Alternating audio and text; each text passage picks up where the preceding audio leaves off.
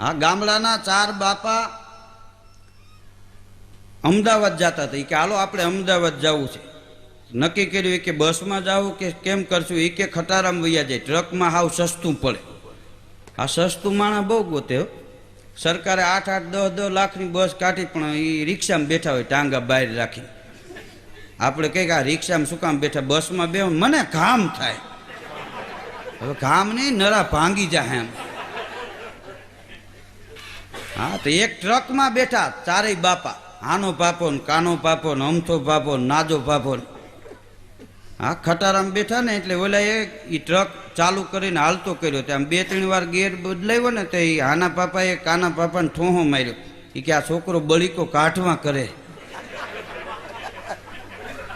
મારો નક્કી કાઢી નાખશે. ઓલું કે એનાથી નીકળશે ને. અરે આમ તો જોઈ કે પગ ભરાવીને જોર કેટલું કરે.